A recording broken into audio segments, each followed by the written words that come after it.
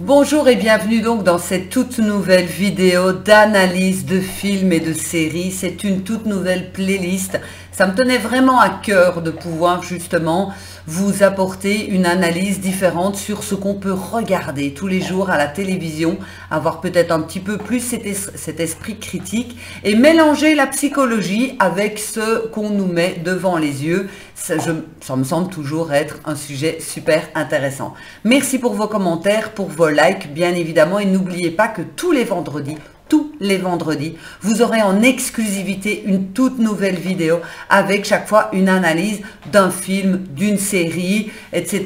N'hésitez pas à me noter aussi en commentaire quel film ou quelle série vous voulez que j'analyse pour que je puisse bien évidemment vous faire plaisir et vous offrir donc la vidéo que vous aimeriez donc avoir. Avant toute chose, n'oubliez pas encore de vous abonner. C'est très important de vous abonner et d'activer donc la petite cloche pour justement être prévenu à chaque fois qu'il y aura donc une nouvelle vidéo. Aujourd'hui, nous allons donc parler du film, je vous avoue que c'est un film que j'adore, c'est Le Diable s'habille en Prada. Donc, si vous connaissez le film, bien évidemment, si vous regardez cette vidéo, vous ne connaissez pas le film, ça risque d'être un petit peu compliqué. Ici, je vais parler des relations toxiques au travail. D'ailleurs, en parlant des relations toxiques, il y a une playlist dédiée aux relations toxiques. Donc, n'hésitez pas, si vous êtes dans les relations toxiques, à aller visiter cette chaîne, enfin, cette playlist plutôt, où vous allez retrouver justement beaucoup de vidéos par rapport aux relations toxiques. Et ici, dans Le Diable s'habille en Prada, je vais donc analyser les deux personnages principaux. Donc on a Miranda qui va dire « J'ai besoin d'une quinzaine de jupes de chez Calvin Klein ». Donc tout le monde connaît Miranda. Et on a bien évidemment Andy, la gentille fille innocente qui se tient comme ça, qui veut un travail et qui veut prouver qu'elle est tout à fait capable de travailler dans cet environnement de requin. Donc on a les deux personnages principaux. Mais tout d'abord, qu'est-ce que ce film veut vous faire entrer dans le crâne? Parce que chaque fois, je vais vous parler du point de vue donc sociologique des différents films ou séries, parce que tout ce qu'on regarde, tout ce qu'on entend, va donc entrer chez vous comme, entre guillemets, des vérités. Et donc, il y a trois choses à prendre en compte dans ce film, que ce film veut donc nous faire comprendre. La première chose, c'est qu'une femme qui réussit doit être une peau de vache. Ça veut dire, si vous avez vu le film, Miranda, elle réussit, c'est la big boss, mais c'est une peau de vache. Donc une femme qui réussit, forcément si elle réussit, c'est parce qu'elle est peau de vache. Elle ne peut pas être bienveillante, empathique, etc. Donc ce film nous fait prendre conscience de cette première chose. La deuxième chose dont ce film nous fait prendre conscience, c'est qu'une femme qui réussit se retrouve célibataire.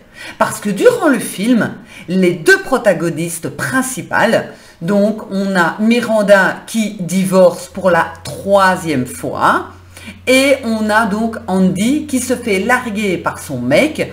Pourquoi? Parce qu'elle n'est plus aussi disponible, elle est beaucoup occupée au niveau de son travail et que donc forcément, elle n'est plus assez disponible, elle a changé, elle pense trop à son business. Donc vous voyez, dans ce film, les deux se retrouvent donc célibataires. Donc une femme qui réussit, forcément, elle va se retrouver célibataire. Et enfin, la troisième chose que ce film veut vous faire comprendre d'un point de vue sociologique, c'est qu'il ne faut pas être gentil pour réussir. Donc on a Miranda, qui est une peau de vache qui a réussi. Et puis on a Andrea, qui elle, elle se rend compte à la fin du film que si elle veut réussir, elle va devoir être une peau de vache comme sa patronne et elle ne veut pas. Alors qu'on peut très bien réussir en étant empathique, sympathique, juste. C'est toujours ce que je dis aux patrons quand je les coach, puisque je fais du coaching aussi d'entrepreneurs, de patrons, etc. Je leur dis, le but, c'est pas d'être trop gentil ou d'être peau de vache. Le but, c'est d'être juste, c'est d'être dans la bonne moitié. Et parfois, on est obligé d'aller vers un et parfois, on se dirige un peu plus vers l'autre, mais on n'est pas obligé de faire un choix entre chiffre molle et peau de vache, hein, je vous le dis déjà. Donc, on va donc maintenant analyser les deux personnalités. Donc, on a Andy et on a Miranda.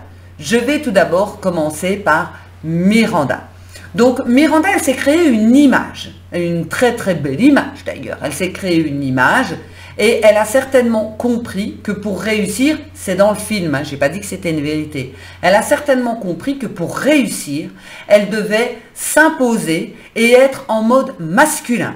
C'est souvent d'ailleurs ce qu'on demande à l'heure actuelle dans toutes les sociétés, c'est « Ok, tu es une femme, tu veux monter, eh bien, tu parles comme un homme, tu te comportes comme un homme, et il n'y a pas d'état d'âme, ne viens pas me dire que tu as tes règles, ne viens pas me dire que tu dois aller chercher tes enfants à l'école, et ne commence surtout pas à chialer, s'il te plaît, on est là pour faire du business. C'est clair, c'est carré, on est dans les faits, on n'est pas dans l'émotionnel. » Et donc Miranda s'est fabriquée cette image de peau de vache, où elle est même, entre guillemets, elle est comme ça.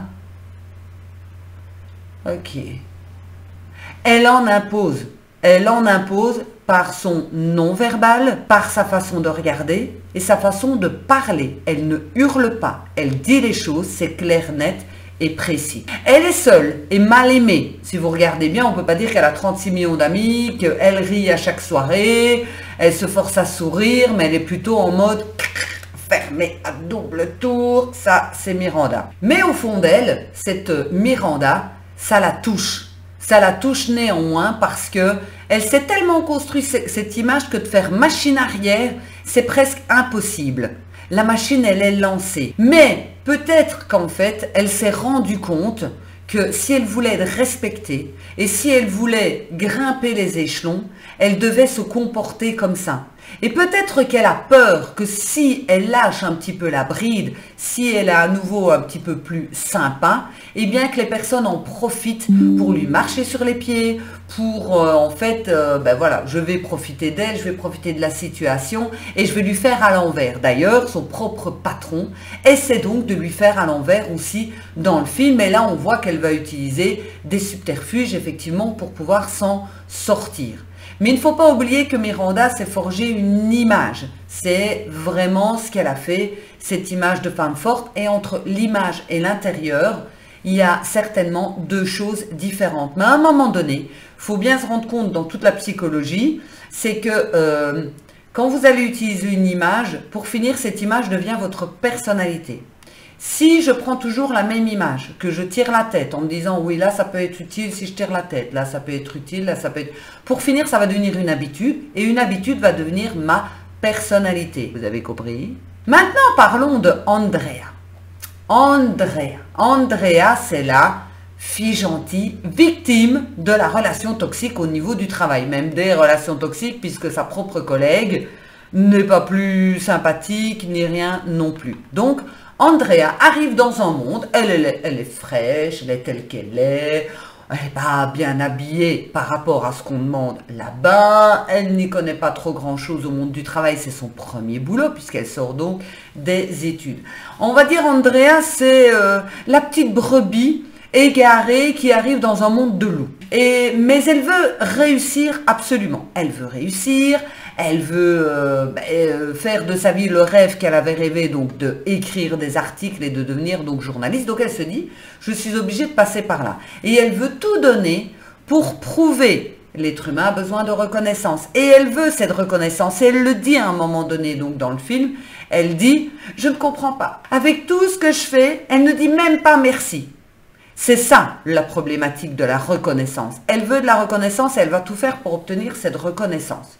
C'est quelqu'un qui ne sait pas poser ses limites dès le départ. Et c'est là, souvent, les personnes qui viennent chez moi en coaching, qui sont dans des relations toxiques au niveau du travail, ou peu importe quelle relation toxique, ces personnes ne savent pas poser ses limites. Elles se disent que plus elles sont gentilles, plus elles se font marcher sur les pieds, que l'autre personne va se rendre compte toute seule qu'elle a exagéré et qu'elle va se calmer. Non, ça ne fonctionne absolument pas comme ça, je vous le dis déjà. L'autre personne ne va pas se dire peut-être que j'exagère, peut-être qu'il faudrait que j'arrête.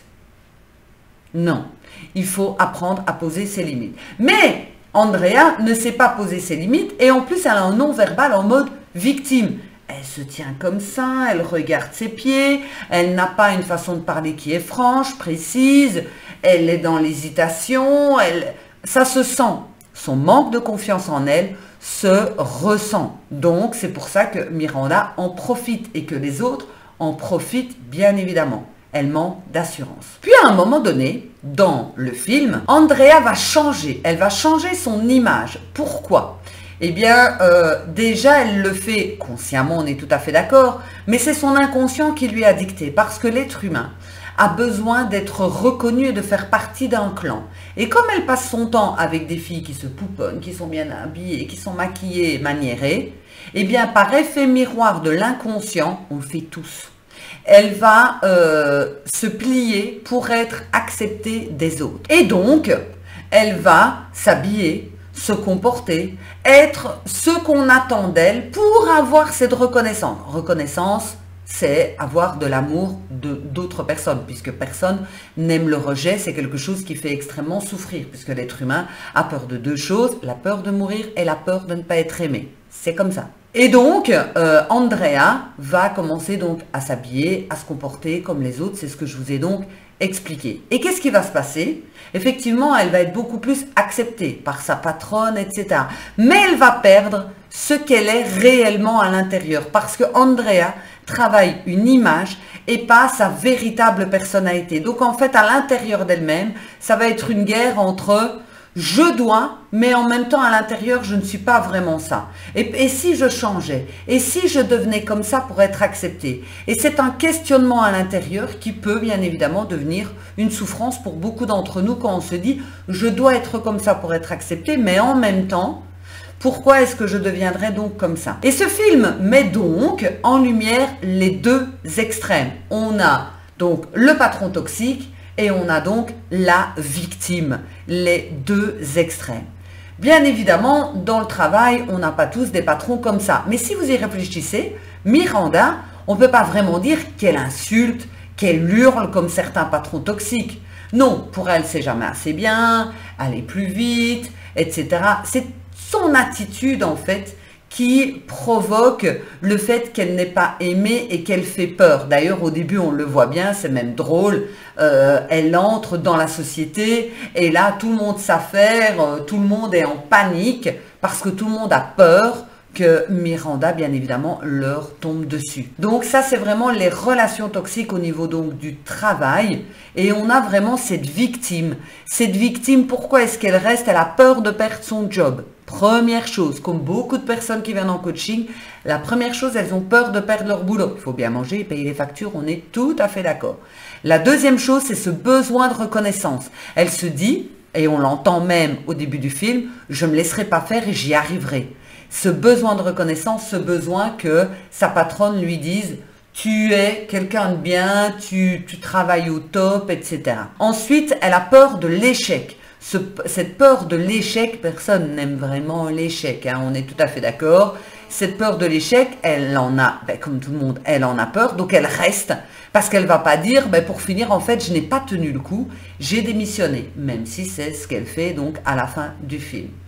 Et chez Andrea, elle a aussi ce besoin de réussir, ce besoin de réussite. Et donc, c'est pour ça qu'elle reste aussi dans cet environnement toxique. On va dire la moralité du film, c'est vraiment de pouvoir comprendre qu'on peut toujours faire ses propres choix. Puisqu'à un moment donné, Andrea fait le choix de partir complètement. On va dire, elle prend le risque, oui, de perdre son boulot parce qu'elle se rend compte que cet environnement, au final, ne lui conviendra jamais. Donc, vous avez vraiment le choix, vous aussi. Et Miranda aussi, de base, elle a le choix. Soit elle a le choix de dire, ok, je vais me retirer parce que je vais peut-être faire autre chose, ou je vais absolument garder ma place de Big Boss et je suis prêt à utiliser, à écraser éventuellement tout le monde pour arriver à mes fins.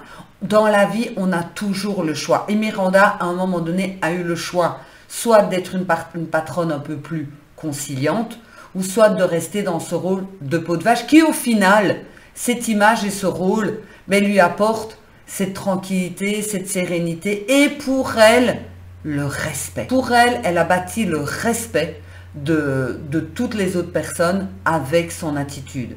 Et ce n'est pas une vérité. J'espère que cette vidéo a pu vous apporter un éclairage encore sur les relations même au travail et les relations entre êtres humains. N'hésitez pas donc à me laisser un petit pouce, à partager, à liker et aller voir toutes les autres vidéos de cette playlist et les vidéos des autres playlists, bien évidemment. Je vous souhaite une excellente journée ou une excellente soirée et on se retrouve vendredi prochain pour une toute nouvelle vidéo. À bientôt, ciao!